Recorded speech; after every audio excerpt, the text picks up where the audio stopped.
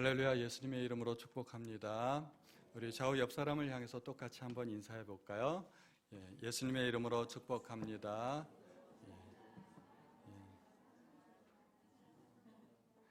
예수님의 이름으로 축복합니다. 우리 서로가 이렇게 인사하면 참 좋을 것 같습니다. 굉장히 반가운 얼굴들이 보입니다. 이렇게 강단에 섰을 때 굉장히 반가운 얼굴들이 보이면 참 좋습니다. 미국에 유학 중이던 우리 청년부들이 돌아왔어요. 방학을 맞이하여서 김홍민 군과 김채원 양이 왔습니다. 말투가 좀 이상하네. 이게 아직도 그 결혼식의 후유증에서 벗어나지 못하고 있는 것 같아요. 그 홍민 군은 오늘 그 외할아버지 생신을 맞아서 지방에 가 있는데 아마 다음 주에 올 것 같습니다. 그리고 또 대단히 반가운 분이 오셨습니다. 우리 문 장로님, 홍미랑 권사님, 제주도에서 또 오래간만에 육지로 나오셨습니다. 굉장히 반갑습니다. 그러고 보니까 우리도 섬이네요. 강단에 이렇게 섰을 때 가장 반가운 얼굴은 어떤 얼굴일까요? 누구일까요? 죄송하지만 처음 보는 얼굴이 제일 반가워요. 그래서 여러분들도 서로 인사하실 때 잘 아는 얼굴들만 인사하지 마시고 예배 끝나고 나서도 혹시 낯선 분이 있다면 그분을 가장 먼저 찾아가서 예수의 이름으로 환영하고 축복하고 같이 반갑게 인사하시면 참 좋을 것 같습니다. 오늘 이렇게 또 반가운 얼굴들 보니까 제가 또 힘이 나서 하나님의 말씀을 전하게 될 것 같습니다. 오늘 우리가 신명기의 말씀을 두 번째로 보고 있습니다. 신명기의 말씀은 모세가 3번 설교한 말씀입니다. 이제 가나안 땅에 들어가기 직전에 요단강을 건너기 전에 모세가 마지막으로 백성에게 고별 설교를 하고 있는 내용입니다. 하나님께서는 당신의 백성들이 복 받기를 원하실까요? 복 받지 못하기를 원하실까요? 이건 질문이 잘못됐죠. 이런 질문을 하면 안 됩니다. 당연히 하나님은 당신의 백성들이 복 받기를 원하십니다. 저도 우리 자녀들이 이 땅에서 성공하고 복 받은 삶을 살기를 원합니다. 하나님께서도 당연히 그러하실 것입니다. 그런데 구약에서 이야기하는 복과 신약에서 이야기하는 복은 약간 개념이 다릅니다. 뭐가 다를까요? 구약의 말씀을 잘 지키면 이 땅에서 복을 받습니다. 그런데 신약의 말씀을 잘 지켜서 살면 하늘에서 복을 받게 됩니다. 하나님께서 아브라함에게 복을 주시겠다고 약속하셨는데 구체적으로 그 복의 내용이 3개입니다. 땅, 자손, 나라. 이 복을 어떻게 하면 받을 수 있을까요?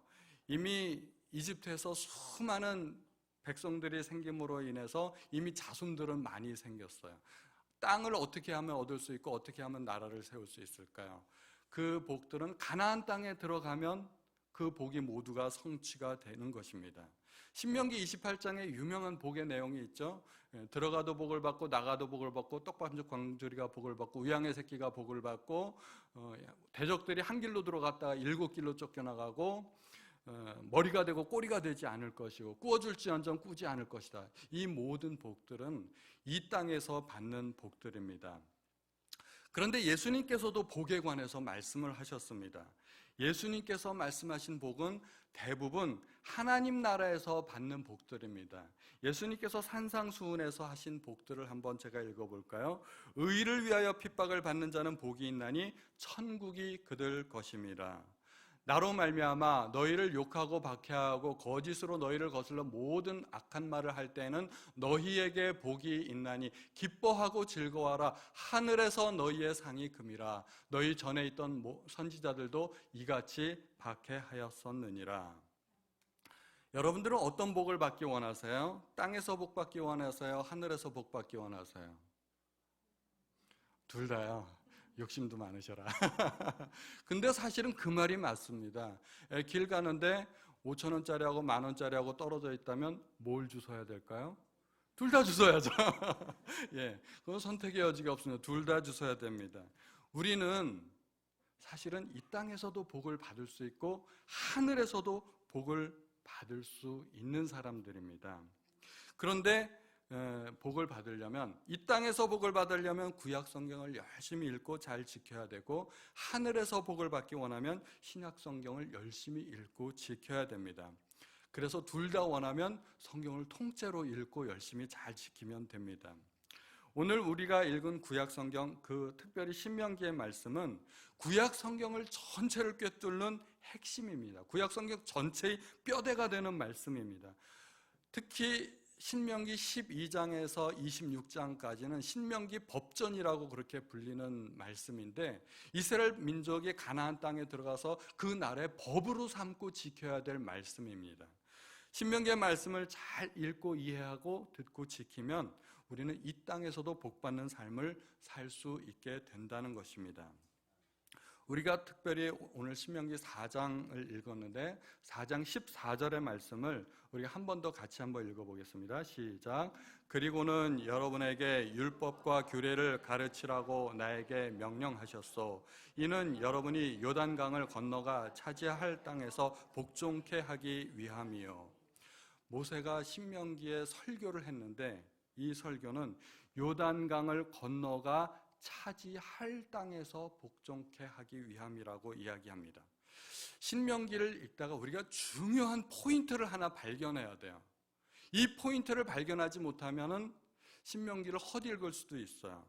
하나님께서 애초에 시내산에서 10계명을 주셨고 모든 규례와 법도를 주셨는데, 그 주신 목적은 가나안 땅에 들어가서 그들이 어떻게 살아야 할 것인가에 대한 가르침이라는 거예요. 다시 말하면 가나안 땅을 어떻게 얻는가 하는 그런 관점이 아니라는 것입니다. 이스라엘 백성들에게는 가나안 땅을 얻는 것 자체가 굉장히 중요한 이슈가 아닐까요? 출애굽 1세대는 가나안 땅에 들어가지 못했습니다.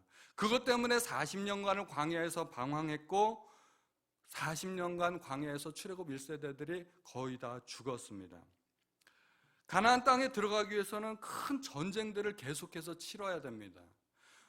모세가 이제 이스라엘 백성과 헤어지면 이스라엘 백성들은 스스로의 힘과 능력으로 이제는 요단강을 건너가야 됩니다. 지금까지는 모세가 다 알아서 해줬는데 이제는 모세가 없다는 얘기입니다. 이스라엘 백성들이 요단강을 건너가자마자 그들은 전쟁부터 시작해야 됩니다. 계속해서 이어지는 전쟁 가운데 그들이 계속해서 승리하고 그 땅을 점령해야만 그 땅에 하나님의 나라, 하나님이 원하시는 나라를 세울 수 있게 된다는 것입니다. 다시 말해서 이제 이스라엘 백성들은 전쟁을 앞두고 있는 상황이라는 것입니다. 전쟁이 나면 가장 중요한 이슈는 뭘까요? 예를 들어서 북한과 우리 대한민국이 전쟁을 벌였다고, 전쟁이 벌어졌다고 가정을 해봅시다. 우리 학생들 중간고사 잘 보는 게 중요할까요? 직장에서 승진하는 게 그렇게 중요할까요? 내가 집 샀는데 부동산 가격 올라가는 게 그렇게 중요할까요? 전쟁이 나면은 아무것도 중요하지 않게 됩니다. 나라의 흥망성쇠가 달린 문제이기 때문에 모든 게 전쟁 뒤로 넘어가게 됩니다. 전쟁에서 가장 중요한 이슈는 어떻게 하면 우리가 전쟁에서 승리할 수 있는가? 그것이 가장 중요한 문제입니다. 전쟁에 패하고 나면요, 나라가 예를 들어 망하고 난 다음에 중간고사 잘 본 게 그렇게 의미가 있어요? 직장에서 승진하는 게 의미가 있을 수 있을까요? 아무 의미도 없어요. 그래서 이스라엘 백성이 가나안 땅에서 승리하기 위해서는 전쟁에서 승리하는 것이 가장 중요한 이슈가 됩니다. 그런데 모세는 신명기를 설교하면서 단 한 번도 어떻게 전쟁을 치를 것인가, 전략과 병법에 관한 이야기를 단 한 번도 하지 않는다는 것입니다. 제가 만약에 이스라엘 백성들 앞에서 설교를 한다면은, 또 책을 쓴다면 저는 이러한 제목으로 책을 쓸 것 같아요. 가나안 정복 길라잡이, 가나안 정복 ABC, 가나안 정복의 첫걸음, 가나안 정복의 비법, 하다못해 교과서에 나오는 가나안 정복 이야기, 이런 게 적당하지 않을까요? 누구나 쉽게 배우는 가나안 정복. 핵심 정리, 총정리 이런 말들을 다 써가면서 책을 써야 되는데, 이 모세는 지금 전쟁을 앞두고 신명기라는 책을 썼다는 겁니다. 신명기는 모세의 두 번째 율법이라고 그랬죠. 두 번째 율법. 지금 전쟁을 앞두고 있는 상황에서 그렇게 법을 지키고 법을 강의하는 게 그렇게 중요할까요? 모세가 혹시 잘못 쓴 건 아닐까요? 손자병법, 오자병법 이런 걸 설교해야 되지 않을까요? 그런데 하나님의 생각은 우리의 생각과 다르다는 것입니다. 가나안 정복은 하나님께서 하시는 일입니다. 가나안 정복은 백성들의 능력으로 할 수 있는 일이 아닙니다.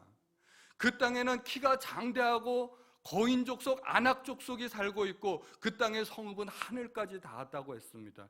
이스라엘 백성들은 지레겁을 먹고 38년째 포기했었던 적이 있었습니다. 가나안 정복은 하나님께서 해주시는 일입니다. 그것을 샘플로 보여주신 것이 여리고성의 점령입니다. 백성들이 여리고성을 점령하기 위해서 어떻게 했나요? 하나님께서 명하신 대로 성을 뺑뺑뺑뺑 돌기만 했습니다. 7일 동안 돌기만 했습니다. 그리고 와 하고 소리를 질렀던 여리고성이 무너졌어요. 누가 하신 일일까요? 하나님께서 하신 일입니다. 그러므로 백성들이 믿음으로 전진하기만 하면 가나안 땅 점령은 하나님께서 약속하신 대로 될 것입니다. 땅을 주시겠다고 약속하신 분이 하나님이십니다. 그러니 그 약속을 이루실 분도 하나님이십니다. 그런데 그 땅에 들어가서 하나님의 백성답게 거룩한 삶을 살아야 하는 것은 백성들의 의무입니다. 백성들의 의무를 다하지 않으면 이미 얻은 땅에서도 쫓겨나게 될 것입니다. 모세는 어떠한 심정으로 이 신명기를 설교했을까요? 마치 딸을 시집 보내는 그 친정 어머니처럼. 예전에는 출가 외인이라는 말이 있었죠. 딸을 시집 보내면 이제 언제 다시 볼지를 모르는 거예요. 그것이 마지막일 수도 있고, 그래서 모세는 마치 친정 어머니처럼 그렇게 마지막 고별 설교를 하고 있는 것입니다. 시집 가거든 잘 살아라, 그렇게 이야기하는 겁니다. 그런데 누구는 잘 살고 싶지 않겠어요? 잘 살고 싶어도 잘 살 수 있는 능력이 있어야 잘 사는 것입니다. 그래서 막연하게 잘 살아라 하고 그렇게 말하는 것보다는 구체적인 지침이 필요하다는 것입니다. 그래서 시집 가거든 시부모님 공양은 이렇게 하고, 남편 뒷바라지는 어떻게 하고, 자녀들 양육은 어떻게 하고, 김치 담그는 법도 가르쳐주고, 장 담그는 법도 가르쳐주고, 임신과 육아에 대한 법도 가르쳐주고, 살림살이에 대한 것도 가르쳐주고, 각종 요리법을 가르쳐주면서 시집 가거든 이렇게 살아라 하고 가르쳐주는 것이, 그것이 모세의 신명기라는 것입니다. 시집 가서 사랑받는 며느리, 사랑받는 아내로서 살아가는 것, 그것이 중요하지 않겠습니까? 그것이 모세가 신명기를 통해서 이스라엘 백성들에게 가르쳐 주는 것입니다. 제가 신명기를 읽다가 이건 마치 고3 수험생들에게 대학 생활의 길라잡이를 가르쳐 주는 것 같다, 그런 느낌을 가졌었습니다. 수강 신청은 어떻게 하고, 장학금 신청은 어떻게 하고, 시간 활용은 어떻게 하고, 또 동아리 활동은 어떻게 하고, 지금 고3 아이들한테 그거 가르쳐 주면 됩니까? 근데 모세는 지금 고3 아이들한테 대학 생활의 길라잡이를 가르쳐 주고 있다는 것입니다. 그런데 사실은 그게 필요해요. 그게 안 되니까 많은 고3 우리 그리스도인 자녀들이 대학 가서 방황합니다. 대학 가서 헤맵니다. 교회를 떠나고 신앙을 떠나고 그런 일들이 부지기수로 일어납니다. 대학은 잘 갔는데 대학 가놓으니까 교회를 떠나더라는 말이에요. 고3 수험생들에게 영어 수학 가르쳐주는 것도 중요하지만 그에 못지않게 신앙교육을 하는 것이 중요하다는 말입니다. 우리 처녀 총각들에게는 무엇이 중요한 이슈일까요? 결혼식 하는 것, 결혼하는 것 자체가 굉장히 중요한 이슈가 될 수 있습니다. 어떻게 결혼할 것인가? 그런데 결혼보다도 더 중요한 이슈가 있습니다. 그것은 결혼해서 어떻게 살 것인가 하는 것입니다. 결혼식은 하루면 다 끝납니다. 그러나 결혼 이후의 삶은 평생의 문제가 되는 것입니다. 결혼식 잘하는 것보다 결혼해서 잘 사는 것이 훨씬 더 중요한 문제가 되는 것입니다. 그런데 많은 경우에 있어서 의외로 이 부분들이 준비가 잘 되어 있지 않습니다. 대부분 결혼 준비한다고 하면서 뭘 준비하는지 아세요? 예단 준비하고, 결혼식장 준비하고, 신혼여행 준비하고, 그 집장만 하고, 가구장만 하고, 그렇게 해놓고 결혼식 준비 다 했다고 그렇게들 생각을 해요. 정작 중요한 준비가 있는데 그것은 남편이 될 준비를 하고 아내가 될 준비를 하는데 그 부분을 안 했다는 거예요. 그 부분을 안 하니까 결혼해서 어떻게 돼요? 결혼식 준비는 잘했는데 정작 결혼하고 나니까 이게 아닌데, 결혼하고 나니까 전혀 예상치 못했던 문제들을 만납니다. 그러니까 당황하게 되고 갈등하게 되고 부부간에 다투기도 하고 심지어 이혼도 하게 되고, 결혼식 준비만 했지 정작 결혼해서 살아갈 준비를 거의 대부분 안 한다는 거예요. 이걸 보니까 안타까운 일이 생겼어요. 그래서 많은 교회들이, 특히 큰 교회들은 결혼 예비 학교를 열어서 신랑 신부가 될 준비를 진짜로 시켜주는 거죠. 그게 중요하다는 겁니다. 결혼해서도 마찬가지입니다. 아기를 낳기만 하면 누구나 다 엄마 아빠가 되나요? 엄마 아빠가 될 준비가 안 되었는데 아기를 낳는 경우가 얼마나 많은가요? 대한민국의 수많은 아버지들이 그냥 돈만 벌어오면 아버지로서의 역할을 다 했다고 그렇게 착각을 하면서 살았습니다. 그런데 자식들이 크다 보니까 자식들하고 대화가 안 돼요. 남남처럼 지내는 경우도 많고, 아버지가 아버지로서의 역할을 못하게 됐습니다. 그러니까 교회들이 뒤늦게나마 이것을 깨닫고 아버지의 역할을 배우라고 두란노 아버지 학교가 생겼습니다. 아버지 학교가 성공하자 나중에는 어머니 학교도 생겼습니다. 그 아버지 학교, 어머니 학교가 생기고 많은 사람들이, 심지어 그리스도인이 아닌 사람들도 그곳에 와서 굉장히 은혜를 받고 삶이 변하게 되었습니다. 그 이유가 뭘까요? 아버지 될 준비가 안 되었다는 얘기입니다. 어머니 될 준비가 전혀 안 된 상태에서 그냥 아버지 역할을 하고 어머니처럼 그렇게 살았다는 얘기입니다. 아이만 낳는다고 다 아버지, 어머니 되는 게 아니라는 말이에요. 그 공부하고 배워야 되는데 우리는 전혀 준비되지 않는 삶을 살다 보니까 그렇게 실패의 삶을 살게 된다는 것입니다. 많은 사람들의 관심사가 어떻게 성공할 것인가에 있습니다. 성공에 대해서 많은 사람들이 관심을 갖고 있습니다. 그런데 안타깝게도 성공한 이후의 삶에 대해서는 전혀 준비가 되어 있지 않은 경우가 많습니다. 그래서 성공한 이후에 실패한 경우가 많습니다. 아이러니컬하게도 실패의 원인은 성공이라는 거예요. 성공했기 때문에 실패하는 경우가 많다는 겁니다. 실패는 성공의 어머니이기도 하지만 반대로 성공은 실패의 어머니이기도 합니다. 성공보다 더 중요한 것은 성공한 후에 어떻게 살아가야 하느냐 하는 것입니다. 성공 이후에 우리의 삶이 준비가 되어 있지 않다면 성공 자체는 우리에게 해가 되고 독이 될 수도 있어요. 만약에 그렇다면 성공한 사람이 만약에 그것 때문에 실패한다면 하나님께서 그 사람에게 성공을 주실까요? 어떤 사람을 하나님께서 보셨는데 저 사람에게 성공 주면은 큰일 나겠다 싶은 그런 예감이 하나님 앞에 드신다면 하나님께서 그 사람에게 성공을 주실까요? 절대로 안 주실 것입니다. 우리가 아이들에게 칼을 가지고 장난하지 못하게 하잖아. 아이들은 칼을 다룰 줄 몰라요. 칼을 다룰 수 있는 능력이 없기 때문에 아이들은 칼을 가지고 놀아서는 안 돼요. 성공은 자칫 잘못하면 우리에게 그런 칼이 될 수도 있다는 거예요.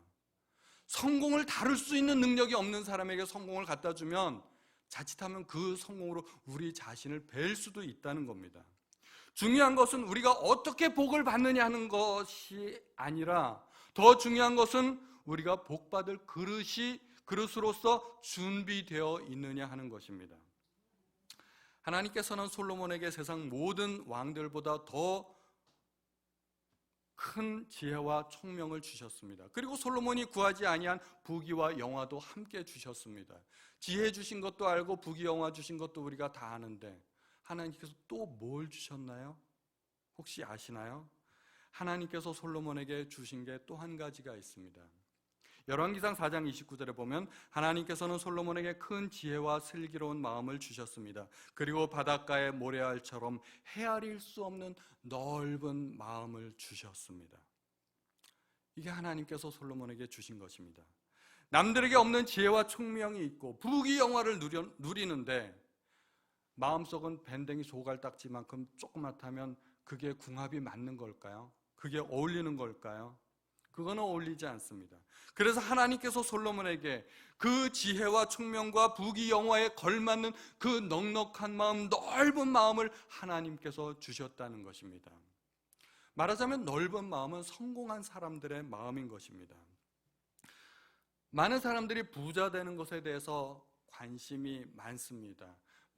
심지어 TV에서도 부자 되세요 그런 인사도 있고 그랬는데, 그런데 우리는 부자 되면 어떻게 신앙생활을 할 것인지에 대해서는 의외로 관심도 없고 준비가 되어 있지 않습니다. 신앙생활 하는데 가장 방해가 되는 게 뭘까요? 제가 보기엔 그건 돈입니다. 신앙이 약한 사람은 돈 때문에 얼마든지 주님을 버릴 수도 있습니다. 신앙이 자라지 못하는 이유가 재리에 대한 유혹 때문에 그렇습니다. 사람이 두 주인을 섬기지 못하는데 하나님과 버금가는 또 하나의 주인이 있다면 그게 뭘까요? 그게 재물입니다. 한 부자 청년이 있었습니다. 이 부자 청년은 예수님을 따르고 싶어 했습니다. 그는 어떻게 하면 영생을 얻을 수 있는가에 대해서 관심이 있었습니다. 이 부자 청년은 굉장히 좋은 자세를 가졌었습니다. 이 부자 청년은 예수님을 따르고 싶어 했고 제자가 되고 싶어 했습니다. 그런데 예수님께서 한 말씀 하셨습니다. 너 가진 것을 모두 팔아 가난한 사람들에게 나눠주고 그리고 와서 나를 따르라 했더니 이 청년이 어떻게 했을까요? 근심하면서 돌아갔습니다. 자기의 가진 재물이 많기 때문에 근심하면서 돌아갔습니다. 이 청년에게 재물이 없었다면 아마 이 청년은 제가 보기에는 12제자들보다 훨씬 더 유능한 제자가 되었을 거예요. 안타깝게도 이 청년은 부자였기 때문에, 재물이 많았기 때문에 청년의 이름조차 소개되지 않고 예수님의 제자가 되지 못했습니다. 우리가 만약 가진 것이 많게 되어서 주님을 따르는데 방해가 된다면 하나님께서 우리에게 재물을 주실까요? 재물을 안 주실 겁니다. 그렇기 때문에 우리는 재물에 대한 태도를 먼저 확실히 해야 됩니다. 우리가 부자가 되고 가난하게 되고 그것이 중요한 것이 아니라 우리가 복 받으려면 복 받을 만한 자세를 먼저 가져야 된다는 것입니다. 사람들이 11조를 잘하기가 굉장히 힘듭니다. 가난해서 어려워서 11조 할 능력이 안 되기 때문에 11조를 못한다고들 많이 합니다. 그렇게 이야기를 하는데, 가난할 때 11조 못하던 사람이 부자 되면 11조 할 수 있을까요? 여러분 잘 생각해 보세요. 11조는 돈의 문제가 아닙니다. 11조는 신앙의 문제고 우선순위의 문제입니다. 제가 보기에 가난할 때 11조 못하면은요, 하나님께서 억만금을 쏟아 부어주어도 11조 못합니다. 그건 신앙의 문제이기 때문에 그렇습니다. 그래서 가난한 사람도 정말 힘써서 노력하면 11조 할 수 있고 구제 헌금도 할 수 있고 나보다 어려운 사람들을 도우려고 그렇게 애를 많이 씁니다. 만약에 제가 가난한데도 불구하고 11조 성실하게 하려고 노력하고 선교 헌금하고 구제 헌금하고 어떻게 해서든지 나보다 가난한 사람들을 도우려고 애쓴다면 하나님께서 그 자세를 보시고 하나님께서 복을 주시지 않을까요? 만약에 제가 하나님이라면 저는 그런 사람에게 복 줄 것 같아요. 그런 사람에게 재물을 다루는 그 사람의 태도를 보고 저는 제가 하나님이라면 그 사람에게 많은 복을 주겠습니다. 하나님께서 얼마나 기특하게 생각하실까요? 저 사람에게 물질을 주니까 저 사람은 복을 다른 사람들하고 나누는구나, 복을 유통하는구나, 복을 소통하는구나, 그럼 더 많은 복을 주시겠죠. 그래서 우리 성도들은 복의 통로가 되어야 됩니다. 나 때문에 복 받는 사람들이 많아야 된다는 것입니다. 나를 통해서 복이 흘러가도록 해야 됩니다. 나 때문에 복 받는 사람들이 많아진다면 하나님께서 기뻐하실 것이고 하나님께서 더 많은 복을 내게 맡기실 것입니다. 만약에 내가 복의 말단부가 된다면, 복이 내게 와서 딱 그쳐버린다면, 그리고 다른 사람들에게 흘러가지 않는다면 하나님께서 다른 사람에게 복 주시는 도구로 나를 사용하실 수 있으실까요? 그렇게 못 될 겁니다. 그래서 내가 복을 받으려면 내게서 복이 흘러가야 됩니다. 그것이 우리가 복에 대한 태도입니다. 그 때문에 하나님께서 우리에게 복을 주시는 것입니다. 하나님께서 아브라함에게 복을 주실 때 너 혼자 잘 먹고 잘 살아라 그렇게 복 주셨나요? 너를 통해서 천하 만민이 복을 얻으리라. 그게 하나님께서 아브라함에게 복을 주시는 이유가 되는 것입니다. 태도가 중요한 것입니다. 작은 일에 충성할 때 우리는 큰 것에도 충성할 줄로 믿습니다. 다윗은 양치기로서 굉장히 충성된 삶을 살았습니다. 사자나 곰이 나타났을 때 일반 양치기들은 도망갔겠지만 다윗은 도망가지 않았습니다. 목숨 걸고 싸웠습니다. 만약에 사자가 양을 물고 도망가면 다윗은 포기하지 않고 그 뒤를 쫓아가서 양을 물고 질질질질 그 도망가는 그 사자를 쫓아가서 그 사자의 입에서 양을 구해냈습니다. 그 실력이 나중에 골리앗과 맞서 싸우는 그 실력이 되었던 것입니다.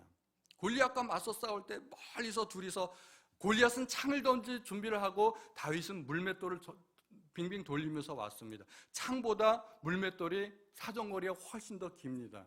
그래서 그 원거리에 있을 때 다윗은 먼저 한 발을 날려가지고 골리앗을 쓰러뜨려야만 했습니다. 만약에 다윗의 그 한 발이 실수하면 어떻게 될까요? 그 다음 순간엔 골리앗의 창이 날아와서 다윗의 심장을 꿰뚫을 겁니다. 그래서 다윗은 사자나 곰하고 싸울 때나 골리앗하고 싸울 때나 정말 자기의 목숨을 걸고 싸우는 것입니다. 그래서 다윗의 물매 첫 발이 실패한다면 그 다음 순간은 다윗이 죽을 수도 있었습니다. 그래서 다윗의 그 순발력과 그 정확성은 사자나 곰을 향해 물매를 던지던 그 실력이 골리앗에게 그대로 나타난 겁니다. 양들을 위해 목숨을 걸었던 그 다윗, 그런 목자라면 누구라도 자기의 양을 맡기고 싶어 하지 않을까요? 하나님께서는 다윗의 그 충성스러운 태도를 보시고 다윗을 이스라엘 전체의 목자로 삼으셨습니다. 사무엘하 7장 8절에 보니까 그러므로 이제 내 종 다윗에게 이같이 말하라. 만군의 여호와께서 이와 같이 말씀하시기를 내가 너를 목장 곧 양을 따르는 데서 데려다가 내 백성 이스라엘의 주권자로 삼겠다 말씀하셨습니다.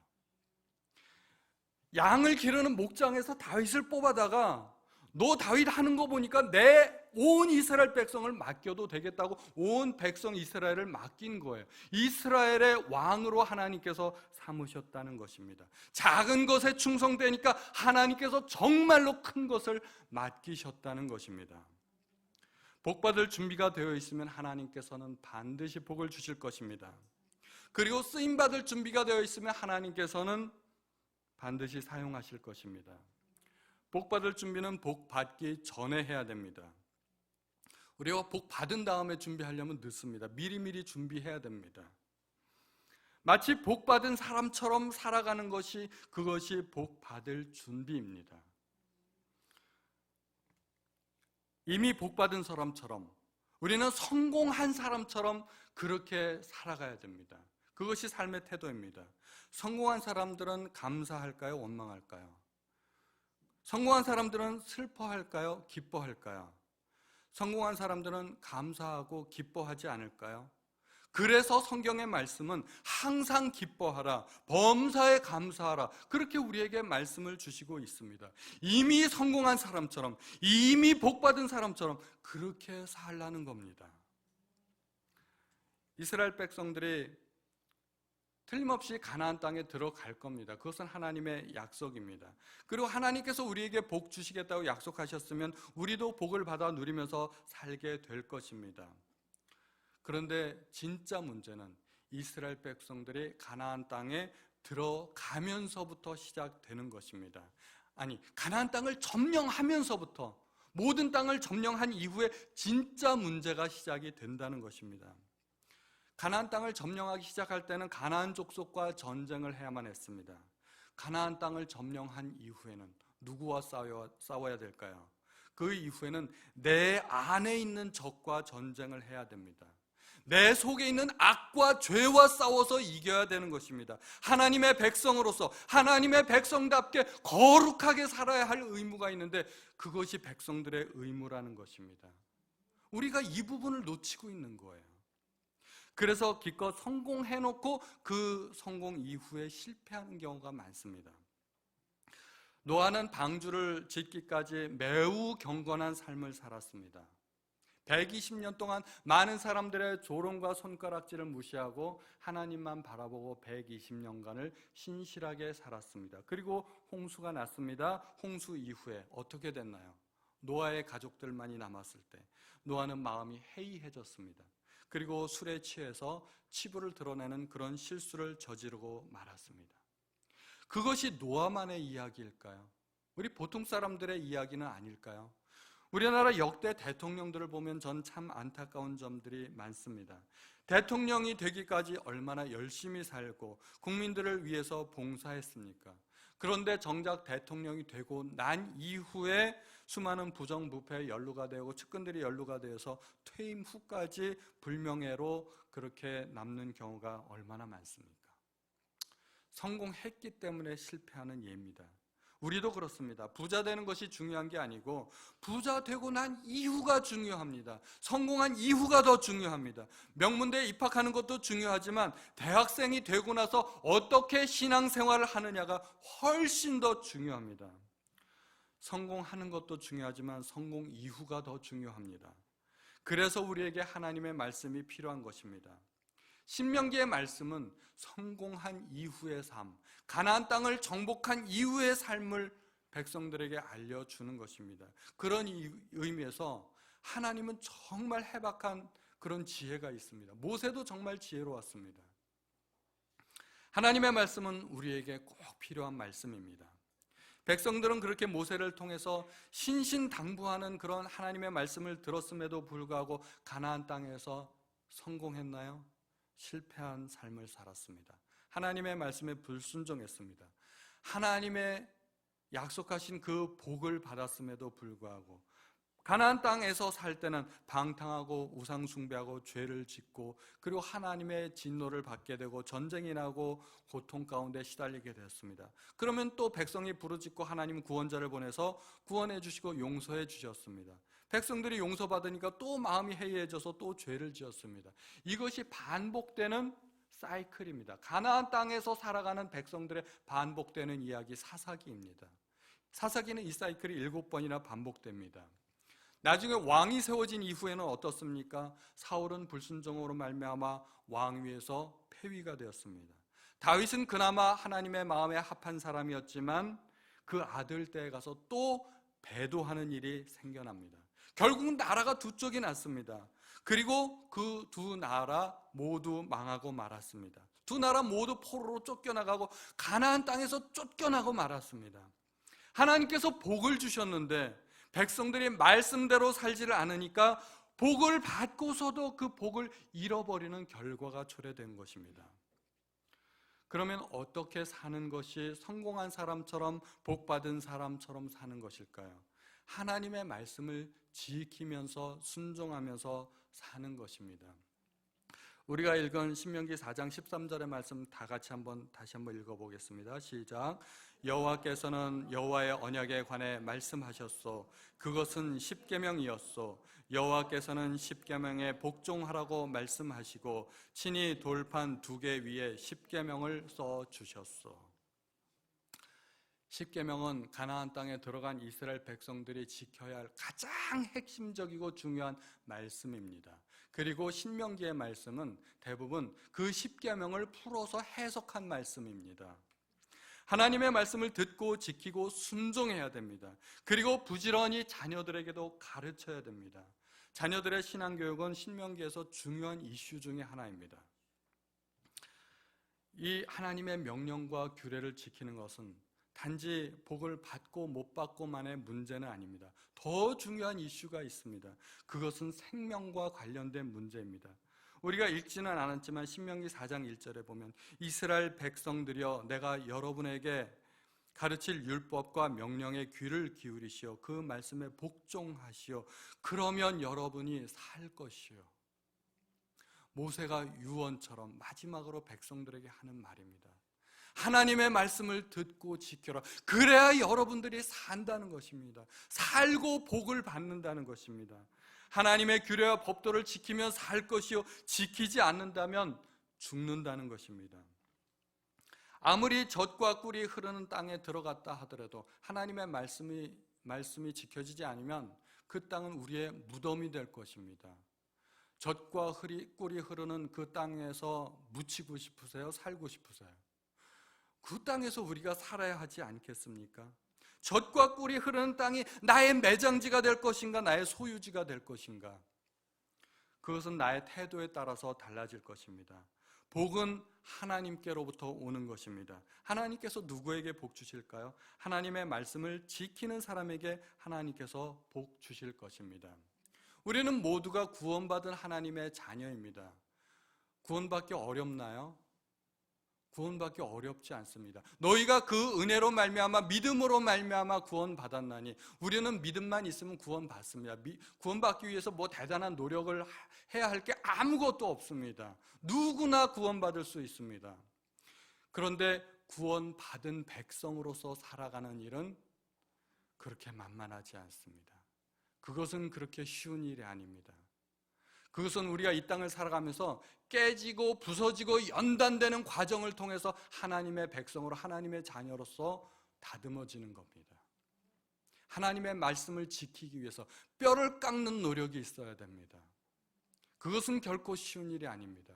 그러나 그렇게 해야만 우리가 하나님의 자녀가 되고 정말 하나님의 백성답게 살아갈 수 있고 하나님께서 복 주시는 백성이 되는 것입니다. 우리 모두가 하나님의 말씀을 지키고 순종해서 이 땅에서도 복을 받고 누리는 모든 하나님의 백성들이 되시기를 축원드립니다. 우리 같이 찬송가 246장 찬양하시겠습니다. 꿈에도 그리던 그 땅, 가나안 땅 귀한 성에 우리가 들어가기를 바랍니다. 그리고 그뿐만이 아니라 가나안 땅에 들어가서 하나님의 백성답게 살기를 각오하는 마음으로 찬양하게 하시겠습니다.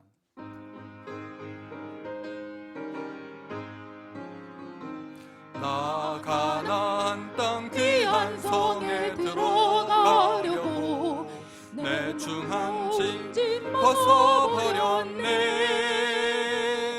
죄 중에 다시 방황할 일 전혀 없으니 저 생명 시냇가에 살겠네. 길이 살겠네. 나 길이 살겠네. 저 생명 시냇가에 살겠네.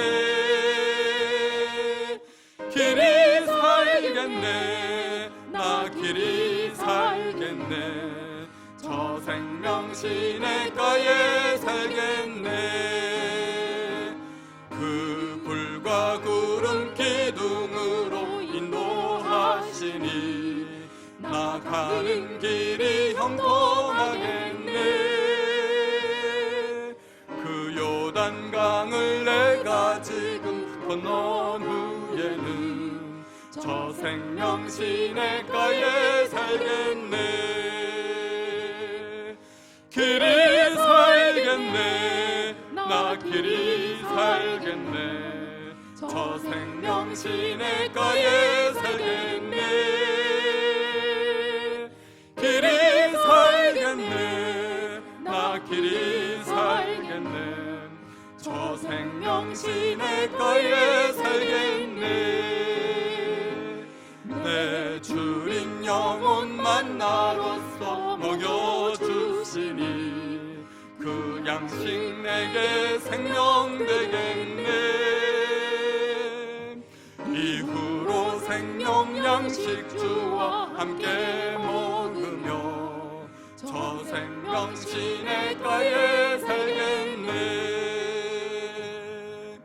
길이 살겠네. 나 길이 살겠네. 저 생명 시냇가에 살겠네. 길이 살겠네. 나 길이 살겠네. 저 생명 시냇가에 살겠네. 아멘. 하나님 아버지, 오늘도 저희에게 하나님께서 귀한 말씀 들려주시니 감사합니다. 하나님, 저희가 이 세상을 살아갈 때 하나님의 백성답게 빛을 발하며 세상 가운데 소금으로 그렇게 살아갈 수 있도록 도와주시기 바랍니다. 나만 잘 살기 원하는 그러한 이기적인 마음으로 세상 백성들과 똑같이 그러한 마음 자세로 살아가지 않게 하여 주시고, 복을 유통하는 삶을 살게 하여 주시고, 우리 때문에 복받은 사람들이 우리 주변에 많이 있게 하나님 도와주시기 바랍니다. 하나님께서 저희에게 원하시는 것, 하나님의 말씀을 듣고 지켜 순종하는 것입니다. 하나님, 저희가 하나님의 말씀을 날마다 읽고 묵상하게 하시고 그 양식을 우리의 영혼의 영식으로 삼게 하시고, 날마다 하나님의 말씀을 묵상하게 하시고 그 들려지는 하나님의 음성에 순종할 수 있도록 도와주옵소서. 오늘도 귀한 음성 들려주신 것 하나님 앞에 참으로 감사드립니다.